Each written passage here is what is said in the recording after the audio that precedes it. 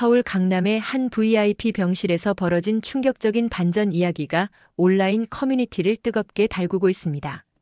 41년 동안 헌신적인 아내로 살아온 64 나이의 약사가 남편을 위해 콩팥 기증을 준비하던 중 예상치 못한 진실을 마주하게 되었다고 합니다. 제보에 따르면 이 이야기는 단순한 가족 문제를 넘어 중년 여성의 자아 발견과 인생 이모작의 감동적인 메시지를 담고 있다고 하는데요. 과연 무슨 일이 있었던 걸까? 지금부터 여러분께 그 특별한 이야기를 전해드리겠습니다. 여기서 잠깐 더 많은 이야기와 재미있는 콘텐츠를 놓치지 않으시려면 지금 바로 구독과 알림 설정을 해주세요. 여러분의 관심이 저희 채널에게 큰 힘이 됩니다. 싸늘한 아침 공기가 창문 틈으로 들어오는 VIP 병실, 41년을 함께한 남편이 수술대에 오르기 직전 제 손을 꼭 잡았습니다. 서인철의 눈가에 맺힌 눈물을 보며 순간 저는 숨이 멎었어요. 정말 고마워, 소정아. 그 한마디가 이상하리만큼 생생했죠. 41년 동안 단 한 번도 들어보지 못했던 진심 어린 감사의 표현이었으니까요. 저는 아무 말도 할 수 없었습니다. 마취 주사를 맞은 인철이 천천히 의식을 잃어가는 그 순간까지 말이죠. 그 짧은 순간 저는 불현듯 19살 시절로 돌아갔어요. 1979년 전남 영암의 추운 새벽, 캄캄한 밭길을 달리던 기억이 파도처럼 밀려왔죠.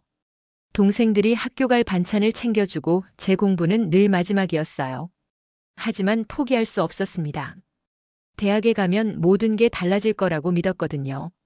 서울약대 합격 통지서를 받던 날 어머니는 오이소박이 한 접시를 차려주시며 말씀하셨어요. 우리 큰딸이 현실을 아네.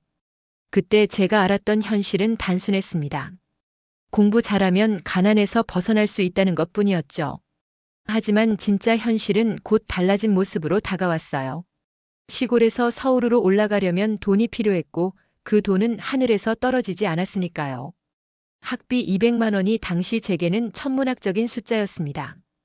약사 며느리를 구하고 있는 집안이 있대. 동네 이장님이 중매를 들고 왔을 때 저는 이미 선택의 여지가 없었어요. 서인철 33세 공무원이었죠. 부유한 집안에서 태어나 안정적인 직장을 가진 남자. 어머니는 눈을 반짝이며 말씀하셨습니다. 이건 하늘이 내린 기회야. 첫 만남에서 인철은 점잖고 세련되어 보였어요. 깔끔한 양복, 정돈된 머리, 시계까지도 번쩍였죠. 그는 간단명료했습니다. 약대 학비는 제가 대겠습니다. 졸업하면 저희 어머니가 운영하시는 약국에서 일하시면 됩니다. 거래 같은 결혼이었죠. 하지만 그 거래는 제게 새로운 삶의 문을 열어주었어요. 19살 시골 처녀에게 서울은 꿈꾸던 세상이었으니까요. 결혼식 당일 홀레복을 입고 거울을 바라보던 제 모습이 아직도 선명합니다. 창백한 얼굴에 불안한 눈빛. 잘할 수 있을까? 끊임없이 자신에게 묻던 그 시간. 지금 생각해보면 그때의 저는 이미 알고 있었던 것 같아요. 이 결혼이 사랑이 아니라 거래라는 것을. 시댁은 강남의 번화가에 있었어요. 3층짜리 건물 1층은 약국, 2층과 3층은 주거 공간이었죠. 시어머니 장순이는 엄격했지만 능력 있는 분이셨습니다. 내가 우리 집안의 며느리가 되었으니 그에 맞는 품격을 갖춰야 해. 저는 비빌 언덕이 없었어요. 고향집은 너무 멀었고 동생들은 아직 어렸죠. 새벽부터 밤늦게까지 약국 일을 배웠습니다. 처방전 읽는 법, 약품 분류하는 법, 손님 응대하는 법까지. 시어머니의 잔소리는 끊이지 않았어요. 약사는 단순히 약을 파는 사람이 아니라 생명을 다루는 사람이야. 한 가지 실수가 사람의 목숨을 좌우할 수 있다는 걸 명심해. 첫 아이 윤호가 태어난 것도 이 즈음이었어요. 34살의 인철이 아버지가 되고 20의 저는 어머니가 되었죠. 아이와 약국을 동시에 돌보는 일은 생각보다 버거웠습니다. 하지만 포기할 수 없었어요. 이 모든 것이 제가 선택한 삶이었으니까요. 소정아, 내가 얼마나 강한지 모르지. 시어머니가 가끔 그렇게 말씀하셨어요. 하지만 저는 제가 강한 것이 아니라 다른 선택지가 없었다는 걸 알고 있었죠. 그렇게 10년, 20년, 30년이 흘렀어요. 인철은 공무원으로 승진을 거듭했고 약국은 점점 번창했습니다. 새 아이도 모두 건강하게 자랐죠. 겉으로 보기에 우리는 행복한 가정이었어요. 하지만 뭔가 이상했습니다. 인철은 밤늦게 귀가하는 날이 많아졌고 주말에도 업무 상이라며 외출을 일삼았죠. 가끔 핸드폰이 울리면 깜짝 놀라며 서둘러 받곤 했어요. 요즘 일이 많아서 그래. 그의 변명은 언제나 그랬습니다. 그리고 어리석은 저는 그 말을 의심하지 않았어요. 아니, 의심하고 싶지 않았죠. 고마워. 수술 직전에 들은 그 한마디가 묘하게 가슴에 걸렸어요. 41년 동안 한 번도 들어보지 못한 말이었으니까요. 그리고 그 순간 먼저 느낀 건 기쁨이 아니라 불안이었습니다. 수술실 앞에서 기다리는 동안 저는 계속해서 그 말을 곱씹었어요. 고마워. 왜 갑자기? 왜 지금? 과연 무엇에 대한 감사였을까? 마취에서 깨어나자 간호사가 말했습니다. 수술이 취소되었어요. 순간 제 심장이 철렁 내려앉았어요. 무슨 일이 있었던 걸까? 인철은 그렇게 또 1시간을 기다리다 의사가 나왔습니다. 환자가 수술을 거부했습니다. 정확히는 의사는 말을 머뭇거렸어요. 수술 직전에 제출된 취소 서류가 있었습니다. 윤호 씨가 작성한 것 같은데요. 윤호? 제 아들이 왜 갑자기? 머릿속이 혼란스러웠어요. 병실로 돌아가니 아직 마취에서 덜 깬 인철이 얼굴을 찡그리고 있었습니다. 오빠 무슨 일이에요? 왜 수술을 못한 거예요? 성격이 급한 막내 지훈이 물었고 유진이는 이미 간호사에게서 들었는지 저를 바라보고 있었어요. 그 시선이 이상했죠. 뭔가 아는 것 같은 눈빛이었으니까요. 하지만 아무도 정확한 답을 주지 않았어요. 그리고 저는 또 인철을 돌보기 시작했습니다. 마지막 장면을 마치 되감기하듯이 다시 그 흘린 간호 일상으로 되돌아갔죠. 다음 날 아침 인철이 완전히 깨어나자 병실은 어색한 침묵에 휩싸였습니다. 인철은 말없이 천장만 바라보았고 저는 어제 들었던 그 한마디가 계속 머릿속을 맴돌았어요. 정말 고마워. 왜 갑자기 그런 말을 했을까 하는 의문이 가시지 않았습니다. 여보, 콩팥 검사를 다시 해볼까요? 조심스럽게 물어봤을 때 인철은 처음으로 제 눈을 똑바로 쳐다봤어요. 그 눈빛이 이상했죠. 예전에 볼 수 없었던 무언가가 있었어요. 죄책감? 두려움? 아니면 다른 감정일까요? 병원 복도에서 만난 윤호는 뭔가 급하게 통화 중이었습니다. 네, 아버지 상태는 괜찮아요. 수술은 예상과 다르게 진행이 안 됐는데 누구와 통화하는 걸까 궁금했지만 아들의 사생활까지 간섭할 순 없었어요.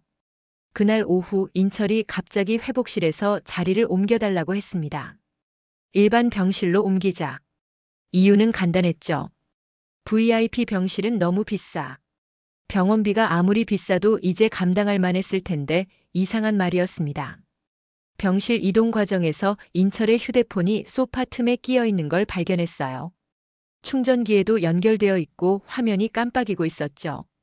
본능적으로 화면을 터치했는데 비밀번호가 필요 없었습니다. 아마 지문으로 열린 것 같았어요. 그때 카카오톡 알림이 떴습니다. 정혜진이라는 이름으로 온 메시지였어요. 오빠 수술 잘 끝났어? 걱정했어. 내일 문화센터 수업 끝나고 갈게. 정혜진? 누가 인철의 휴대폰에 오빠라고 메시지를 보내지? 손이 떨렸어요. 더 위로 스크롤하자 충격적인 대화가 펼쳐졌습니다. 우리 올해 만난 게 이제 10년이네. 맞아.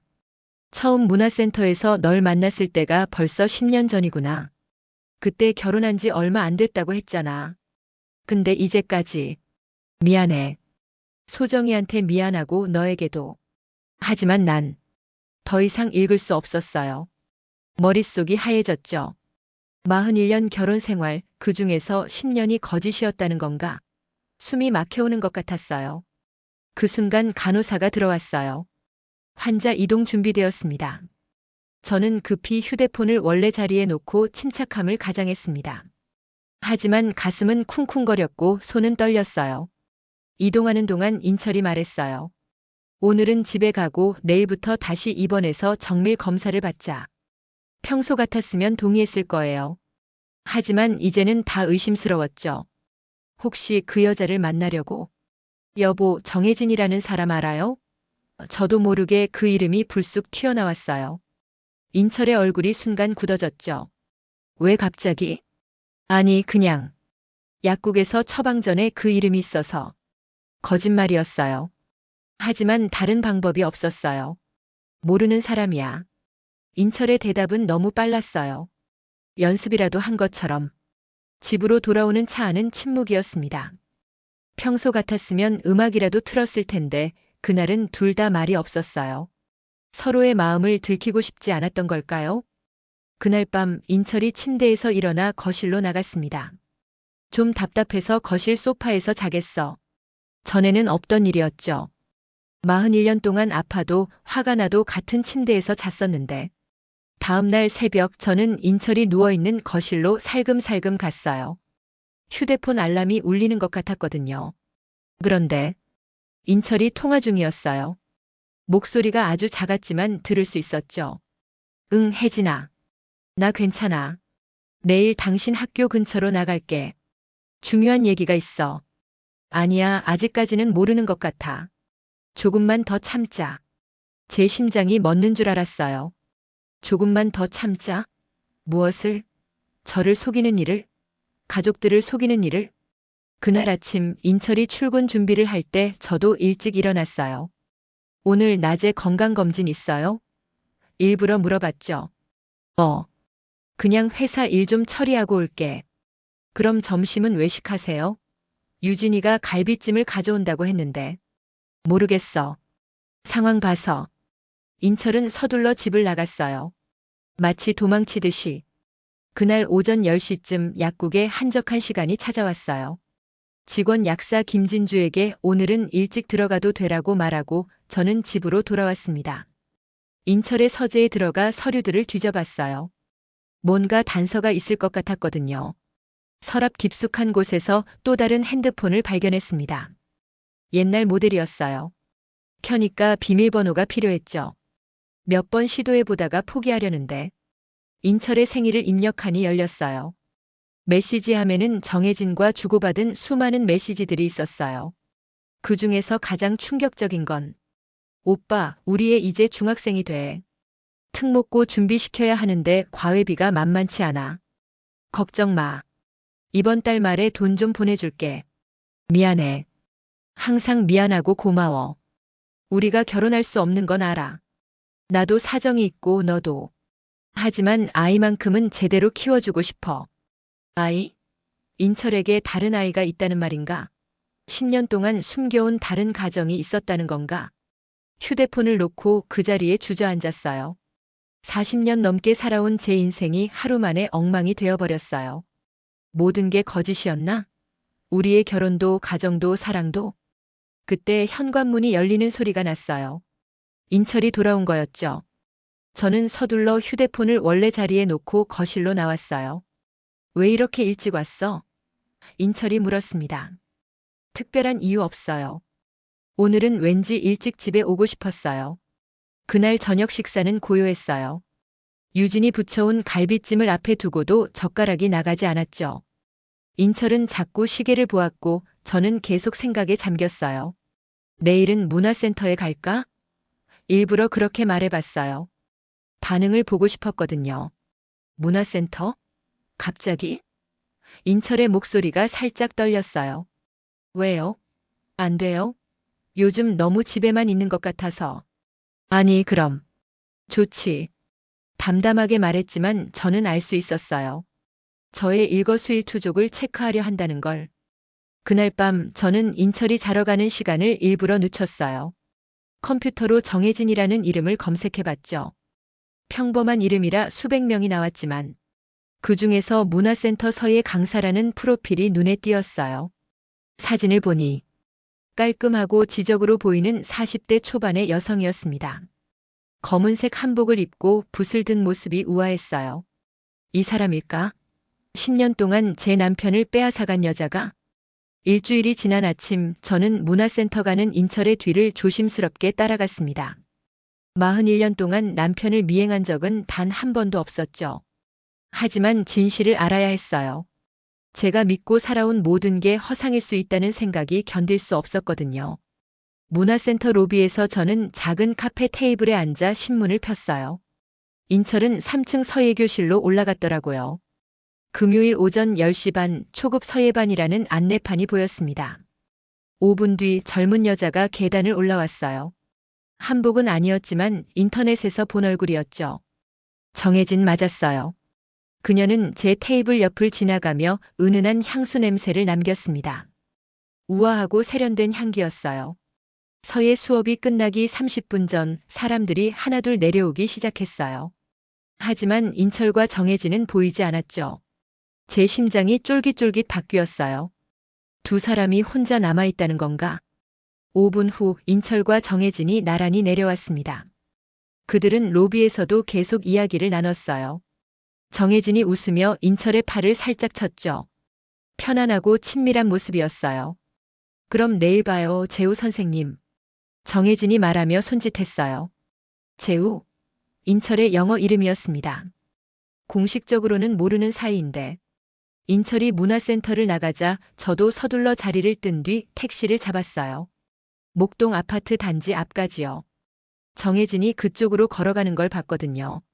그녀가 들어간 곳은 고급 아파트 단지였어요. 201동 1202호. 저는 차에서 기다렸죠. 얼마 지나지 않아 정혜진이 다시 나타났어요. 옆에는 중학생으로 보이는 여자아이가 있었습니다. 엄마, 오늘 수학 학원 가기 싫어. 아이가 투덜거렸어요. 그런 소리 하지 마. 특목고 가려면 지금부터 준비해야 해. 정혜진이 다정히 답했죠. 특목고. 메시지에 있던 내용이었어요. 그 아이가 인철의 딸일까?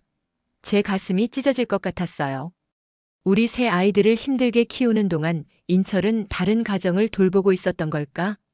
집으로 돌아오니 유진이 약국에 있었어요. 엄마, 어디 갔다 오세요? 약국에 없다고 해서. 응, 잠깐 시장 좀 갔다 왔어. 거짓말이 저도 모르게 나왔어요. 아버지는요? 문화센터에 갔어. 서예 배운다고. 유진의 표정이 이상했어요. 아버지가 갑자기 서예를? 그날 저녁 인철은 늦게 들어왔어요. 저녁 모임이 있어서 늦었어. 어디서요? 회사 사람들이랑. 거짓말이었죠. 정혜진과 만났다는 건 뻔했어요. 아마 그 아이의 학비나 생활비 문제를 상의했겠죠. 그날 밤 인철이 샤워하는 동안 저는 그의 양복 주머니를 뒤졌어요. 영수증 하나가 나왔죠. 북카페 마루 아메리카노 2잔. 시간은 오후 6시. 정혜진과 커피를 마신 거였네요. 여보, 북카페 마루가 어디에 있어요? 샤워에서 나온 인철에게 물었어요. 왜? 친구가 거기가 좋다고 해서. 몰라. 들어본 적도 없는데. 또 거짓말이었죠. 제가 잡고 있는 영수증의 잉크는 아직 마르지도 않았는데. 다음 주가 되자 저는 더 적극적으로 움직이기 시작했어요. 정혜진의 서예 교실에 직접 등록했죠. 접수하면서 정혜진 선생님 수업 들을 수 있나요? 라고 물었어요. 네, 화요일 오전 10시 반반에는 자리 있으세요. 첫 수업날 저는 일찍 도착해 서예실을 살폈어요. 벽에는 정혜진의 작품들이 걸려 있었죠. 비행서무 예술서가. 그녀의 실력은 확실해 보였어요. 정혜진이 들어오자 교실이 조용해졌어요. 안녕하세요. 저는 서예를 가르치는 정혜진입니다. 그녀의 목소리는 부드러웠고 말투는 우아했어요. 수업 중간에 제 옆에 와서 붓을 잡는 힘이 너무 세요. 좀 더 부드럽게라고 조언해 주었죠. 뭔가 미안한 마음도 들었어요. 이 사람도 피해자일 수 있다는 생각이. 수업이 끝난 후 정혜진에게 다가갔어요. 선생님, 질문 있어요. 네, 말씀하세요. 서예를 배우는 남성들이 많나요? 요즘은 많이 늘었어요. 특히 직장인분들이 스트레스 해소에 좋다고 하시거든요. 혹시 서재우라는 분도 아세요? 정혜진의 얼굴이 순간 굳었어요. 하지만 금방 미소를 지었죠. 아니요, 모르는 이름이에요. 거짓말. 제가 지금까지 경험했던 거짓말의 맛이었어요. 그날 오후 저는 박민호 변호사를 찾아갔습니다. 유진의 대학 선배로 이혼 및 가사 전문 변호사였죠. 상담실에 앉아 차를 마시며 천천히 말을 꺼냈어요. 혹시 남편이 10년간 외도했다는 걸 알았을 때 어떻게 해야 할까요? 민호는 차분히 답했어요. 먼저 증거를 확보하는 게 가장 중요합니다. 그리고 감정적으로 대응하기보다는 증거요? 네. 녹음, 통화 내역, 메시지, 금융 거래 내역. 뭐든지 남아있는 게 있을 거예요. 집으로 돌아오는 길에 저는 결심했어요. 진실을 밝혀내야 한다고. 41년을 속고 살 수는 없다고. 그날 밤 인철이 또 늦게 들어왔어요. 오늘도 회식이었어? 아니, 갑자기 생긴 일이 있어서. 무슨 일인데요? 그냥 회사 일이야. 저는 더 이상 참을 수 없었어요. 여보, 정혜진이라는 사람 정말 몰라요? 인철의 얼굴이 창백해졌어요. 왜 자꾸 그 이름을 물어? 그냥 궁금해서. 그날 밤 인철은 또 거실에서 잤어요. 이제는 같은 침대에서 자는 것도 어색한 사이가 된 거죠.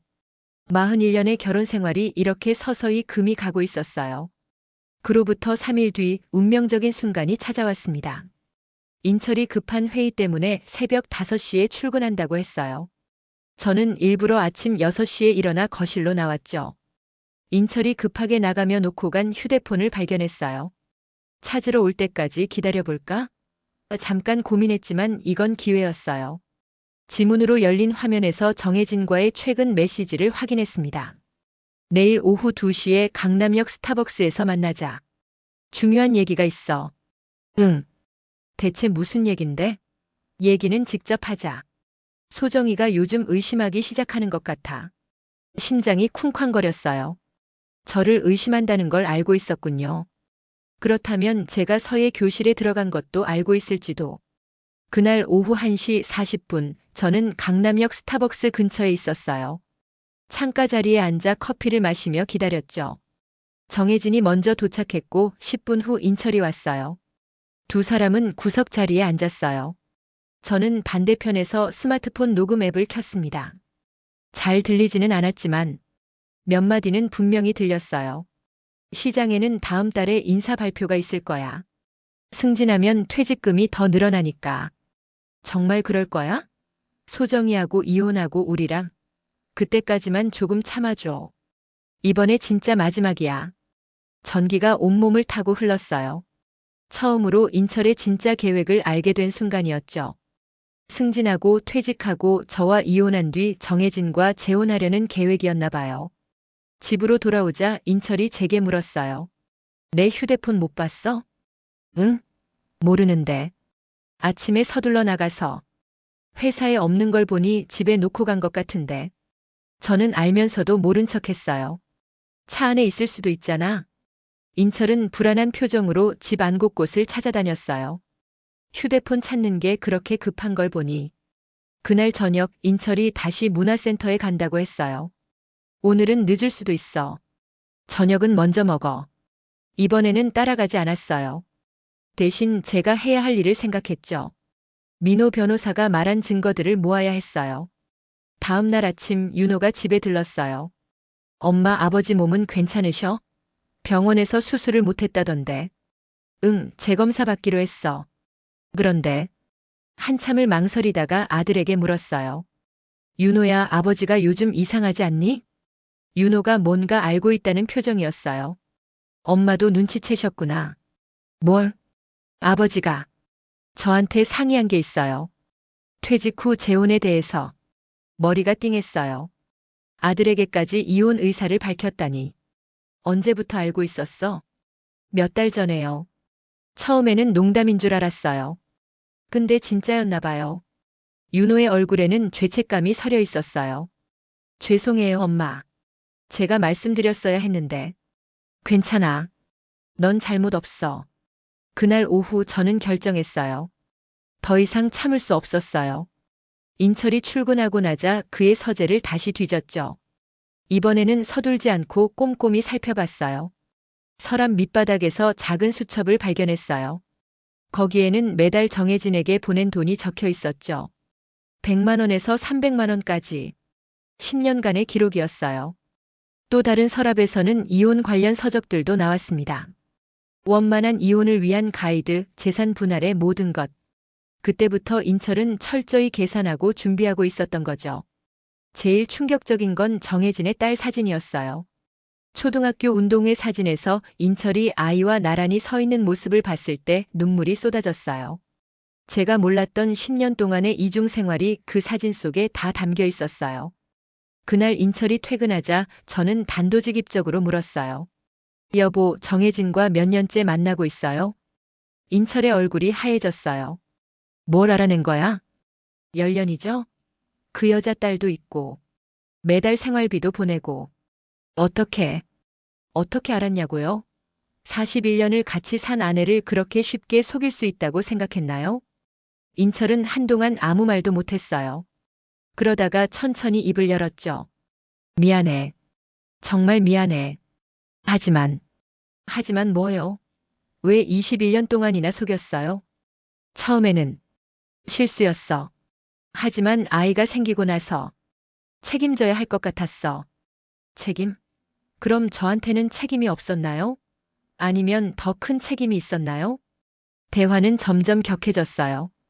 그동안 쌓였던 모든 감정이 터져 나오는 것 같았죠. 알고 있었어. 내가 나를 사랑한 게 아니라 안정을 원했다는 것. 나도 마찬가지였어. 책임감 때문에 결혼했지 사랑 때문이 아니었어. 그래요. 인정해요. 처음에는 그랬죠. 하지만 41년 동안 저는 너는 희생했다고, 순교자 노릇했다고, 인철의 말에 가슴이 찢어지는 것 같았어요. 제가 헌신한 41년이 그렇게 평가받는다니. 그날 밤 저는 처음으로 인철에게 이렇게 말했어요. 이혼하죠. 인철은 놀란 듯 저를 쳐다봤어요. 정말? 네. 하지만 제 방식대로 할 거예요. 조용히. 이혼을 결심한 다음 주 저는 박민호 변호사를 다시 찾아갔습니다. 제가 모은 모든 증거들을 가방에 담아서요. 녹음 파일, 통화 내역 캡처, 돈 보낸 기록이 적힌 수첩까지 깔끔하게 정리했어요. 와, 정말 꼼꼼하시네요. 이 정도면 위자료 청구에 충분한 증거가 될 겁니다. 민호가 서류들을 검토하며 말했어요. 근데 제가 원하는 건 돈이 아니에요. 저는 정확히 말했죠. 제가 41년 동안 지켜온 것들이 제대로 정리되었으면 하는 거예요. 그럼 먼저 재산 목록을 작성해 보시죠. 강남의 약국 건물, 주택, 예금. 목록을 작성하다 보니 놀랐어요. 제가 헌신한 41년의 결과물이 꽤 많았거든요. 약국 건물만 해도 100억 원은 좋게 넘었어요. 남편이 외도하며 쓴 돈도 물론 포함되어 있었겠죠. 참, 한 가지 더요. 제가 가방에서 낡은 장부들을 꺼냈어요. 제가 41년 동안 쓴 가계부예요. 시댁 어르신 병원비, 아이들 교육비, 친척들 경조사비까지 다 기록되어 있어요. 민호는 진지한 표정으로 장부를 넘겼어요. 이건 정말 중요한 증거가 될 것 같습니다. 당신이 얼마나 이 가정에 헌신했는지 수치로 보여주니까요. 며칠 후 인철에게 이혼 의사를 공식적으로 통보했어요. 불러낸 장소는 결혼식을 올렸던 호텔이었죠. 어쩌면 마지막 잔혹함이었을지도 모르겠어요. 정말 이혼하자는 건가? 인철이 물었어요. 네. 위자료는 얼마나 원하는데? 제가 원하는 건 돈이 아니에요. 제가 이 가정에 쏟은 41년의 가치를 정확히 인정받는 거예요. 테이블 위에 제가 준비한 서류들을 놓았어요. 가계부, 통장 거래 내역, 아이들 교육비 영수증들. 이게 뭐야? 제가 이 가정을 위해 했던 일들의 기록이에요. 계산해 보니까 시어머니 병원비만 해도 3억 원이 넘어요. 아이들 교육비는 10억은 좋게 넘고요. 인철의 얼굴이 점점 굳었어요. 설마 그걸 다 계산해서. 왜요? 당신은 계산 다 해놓고 있잖아요. 정혜진과 그 아이에게 보낸 돈까지. 긴 침묵이 흘렀어요. 호텔 라운지의 피아노 선율만이 조용히 흘러나왔죠. 알겠어. 하지만 너무 큰 금액을 요구하면. 그게 아니라 이렇게 하고 싶어요. 저는 미리 준비한 종이를 내밀었어요. 약국 건물은 제가 가져가고 주택과 예금은 반반. 그리고 위자료로 30억. 30억? 인철이 놀란 표정으로 물었어요. 네. 인철 씨가 승진하고 퇴직하면 나올 돈으로 충분할 거예요. 그리고 더 중요한 건 더? 저와 아이들에게 공식적으로 사과하는 자리를 가졌으면 해요. 정혜진과 그 아이 앞에서도 마찬가지로요. 인철은 한참 동안 말이 없었어요. 화도 나고 당황스럽기도 한 것 같았죠. 그날 밤 집에 돌아오니 윤호가 기다리고 있었어요. 인철이 먼저 연락했나 봐요. 엄마, 정말 이혼하실 건가요? 응. 내 아버지도 이미 그런 계획을 세우고 있었어. 그건 알고 있어요. 하지만 공개적으로 사과하라고 요구하셨다고. 그래야 해. 아들아, 엄마는 지금까지 남들에게 말할 수 없는 수치심 속에서 살았어. 이제는 진실이 밝혀져야 해. 다음 주 토요일 가족회의가 열렸어요. 유진과 지훈도 왔고 며느리와 손자들도 있었죠. 인철이 떨리는 목소리로 말했어요. 여러분들에게 사과해야 할 일이 있습니다. 저는 지난 10년간 다른 여자를 만나왔습니다.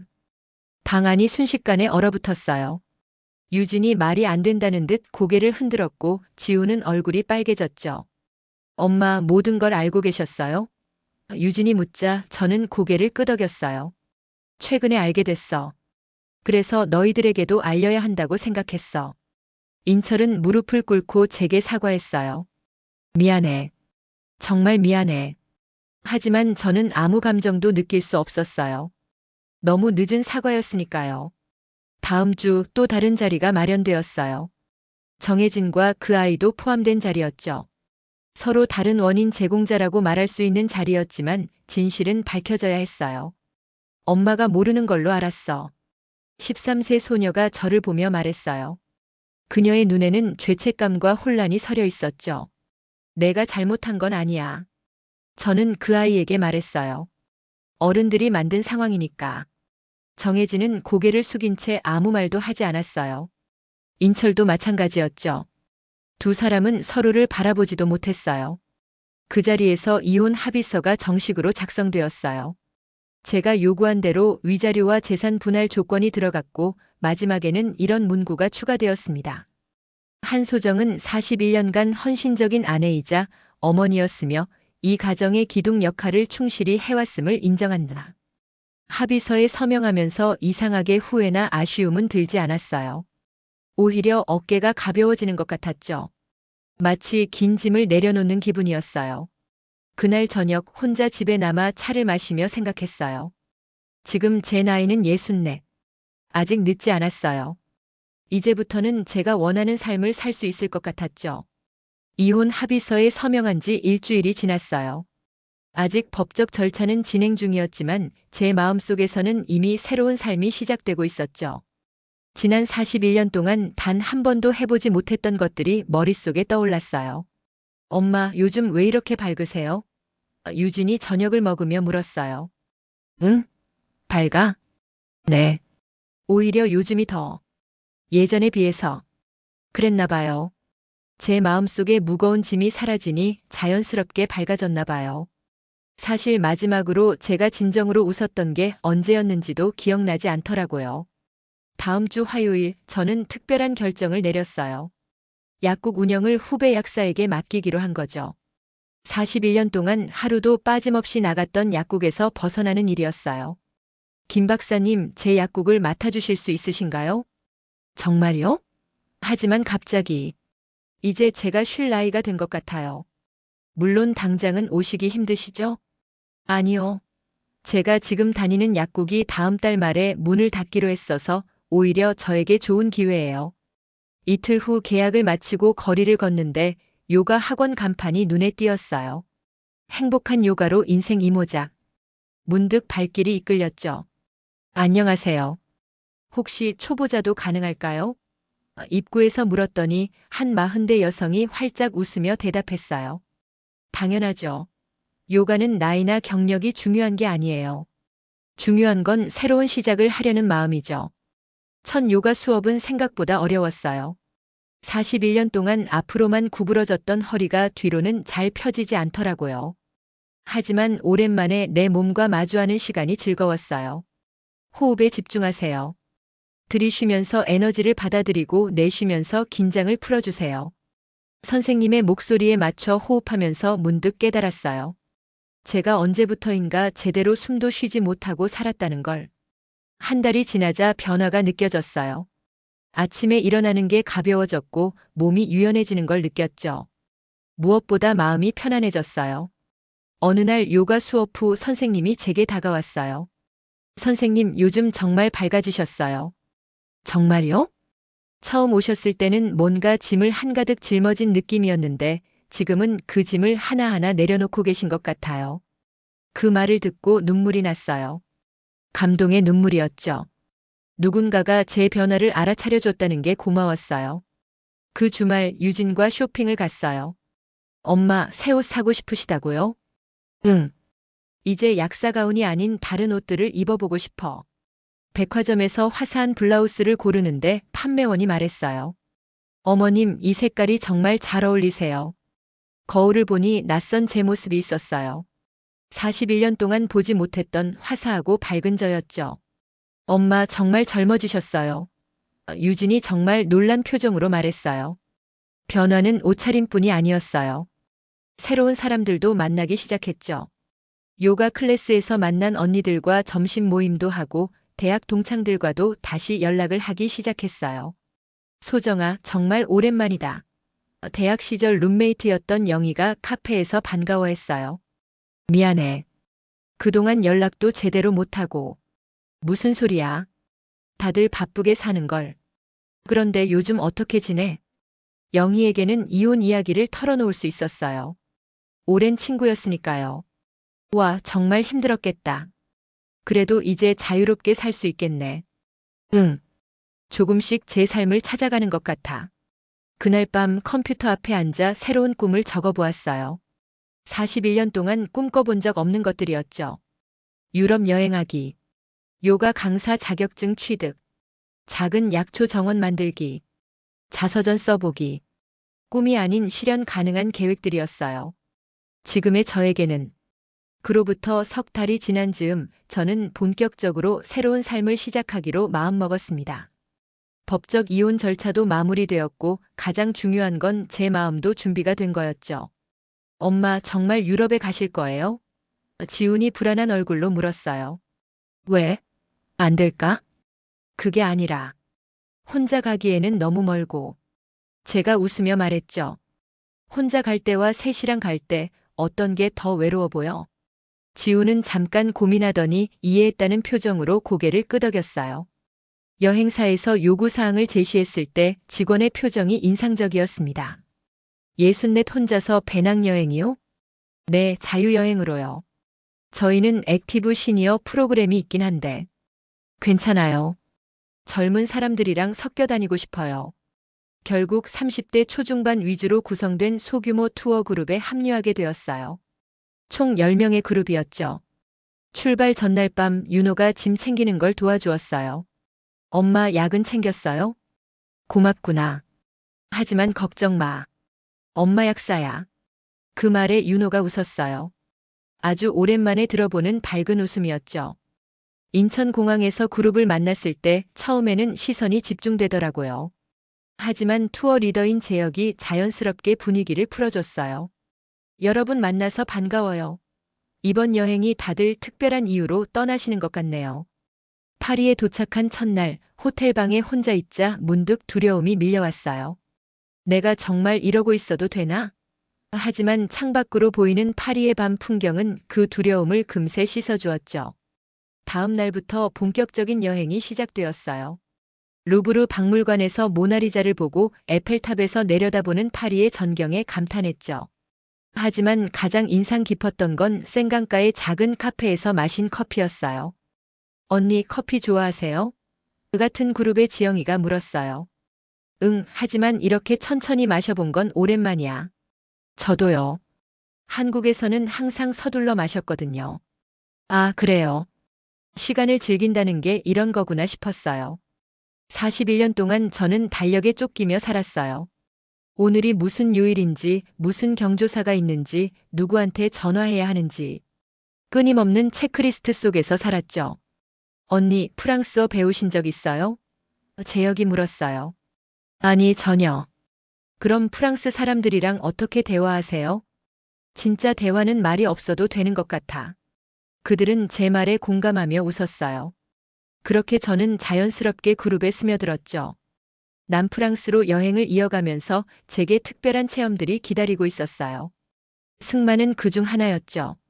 64세 처음 승마라니 멋지세요. 승마장 강사가 말했어요. 첫 승마에 두려움도 있었지만 말이 천천히 산책로를 따라 걷기 시작하자 마음이 고요해졌어요. 프로방스의 라벤더 밭사이를 말을 타고 지나는 경험은 평생 잊을 수 없을 것 같았어요. 이탈리아 토스카나에서는 요리 수업에 참여했어요. 파스타를 직접 만들면서 이탈리아 할머니의 조언을 들었죠. 요리는 사랑이에요. 서두르지 마세요. 그 말이 제 가슴에 와닿았어요. 41년 동안 저는 더 빨리 해야만 했거든요. 하지만 지금은 천천히 제 속도대로 할 수 있었죠. 그룹의 막내였던 민준이가 어느 날 말했어요. 언니가 여기 있어서 다들 더 편안한 것 같아요. 그래? 네. 뭔가 집에 온 것 같은 안정감이 있어요. 그 말을 듣고 깨달았어요. 제가 41년 동안 가족을 돌봤던 능력이 여기서도 빛을 발하고 있다는 걸. 하지만 이번에는 달랐어요. 강요받는 희생이 아니라 자발적인 배려였으니까요. 그래서 더 즐거웠어요. 여행 마지막 주 그리스 산토리니에서 일몰을 보며 저는 다이어리에 적었어요. 64세의 나는 비로소 나로서 살기 시작했다. 41년의 빚진 시간을 채우기 위해 앞으로 또 41년이 필요할지도 모른다. 그리고 그건 충분히 가능하다. 2주일의 유럽 여행을 마치고 인천공항에 도착했을 때 3명의 자녀와 손자들이 환영 현수막을 들고 나와 있었어요. 그 순간 제 눈에서 눈물이 흘렀습니다. 감동의 눈물이었죠. 엄마 많이 좋아 보이세요. 유진이 제 손을 꼭 잡으며 말했어요. 응, 정말 좋아. 공항 라운지에서 아이들에게 여행 사진들을 보여주었어요. 에펠탑 앞에서 찍은 사진, 승마하는 모습, 요리 수업 참가자들과 찍은 단체 사진. 할머니 정말 멋쩍어요. 큰 손자 현우가 감탄했어요. 응, 할머니도 멋있어질 수 있구나 싶었어. 집으로 향하는 차 안에서 지훈이 물었어요. 앞으로 뭐 하실 건가요? 일단 요가 강사 자격증 시험에 도전해 볼까 해. 그리고 작은 약초 정원도 만들고 싶어. 약초 정원요? 응. 약이 필요 없는 건강한 사람들을 위한 정원. 그날 밤 혼자 집에 앉아 차를 마시면서 생각했어요. 지난 2주 일 동안의 경험이 제 안에서 큰 변화를 가져왔다는 걸. 다음 주부터 저는 진짜 새로운 삶을 시작했어요. 아침에는 요가를 하고 오후에는 작은 정원에서 허브를 심었죠. 저녁에는 여행 일기를 정리하면서 책을 쓰기 시작했어요. 어르신이 쓰시는 글을 꼭 읽고 싶어요. 요가 반 언니들이 격려해 주었어요. 3개월이 지난 어느 날 인철로부터 연락이 왔어요. 오랜만에 받은 전화였죠. 잘 지내고 있어? 네. 덕분에 잘 지내고 있어요. 제게는 전혀 감정이 실려 있지 않았어요. 미안해. 정말. 늦었지만. 이제 그런 말씀 안 하셔도 돼요. 전 이제 제 삶에 집중하고 있거든요. 통화를 끊고 나서 거울을 들여다보니 제 얼굴에는 담담한 미소가 지어져 있었어요. 과거의 상처에서 자유로워진 미소였죠. 몇 주 후 저는 블로그를 시작했어요. 64세 새내기 첫 번째 인생 이야기라는 제목으로요. 첫 포스팅은 이렇게 시작했습니다. 안녕하세요. 64세에 처음으로 제 삶을 사는 한소정입니다. 41년간 남편과 가족을 위해 살다가 이제는 저를 위해 살고 있어요. 늦은 건지 이른 건지는 아직 모릅니다. 하지만 제가 아는 건 인생은 언제든 다시 시작할 수 있다는 것입니다. 블로그에는 예상외로 많은 방문자가 생겼어요. 비슷한 처지의 중년 여성들이 많은 메시지를 보냈죠. 선생님의 글을 읽고 용기를 얻었어요. 저도 변화를 시작하겠습니다. 64세의 승마라니 정말 멋져요. 저는 아직 43인데 포기하고 있었네요. 그 댓글들을 읽으며 깨달았어요. 제 경험이 다른 분들에게 작은 희망이 될 수 있다는 걸. 가을이 지나고 겨울이 왔을 때 저는 여행 일기를 정리해 작은 책자로 만들었어요. 64세 유럽에서 나를 만나다라는 제목으로요. 크리스마스 이브 아이들이 모두 모였습니다. 새로운 파트너를 데려온 인철도 있었어요. 하지만 이번에는 전혀 어색하지 않았죠. 어머니 정말 달라지셨네요. 인철이 수줍게 말했어요. 사람은 언제든 변할 수 있죠. 저도 이제야 알았어요. 그날 밤 손자들을 무릎에 앉히고 제가 쓴 책을 읽어주었어요. 할머니가 유럽에서 말을 탔다고. 정말? 응. 할머니도 할 수 있었어. 너희들도 자라서 하고 싶은 일이 있으면 나이나 상황에 상관없이 도전하렴. 다음 해봄 저는 요가 강사 자격증을 취득했어요.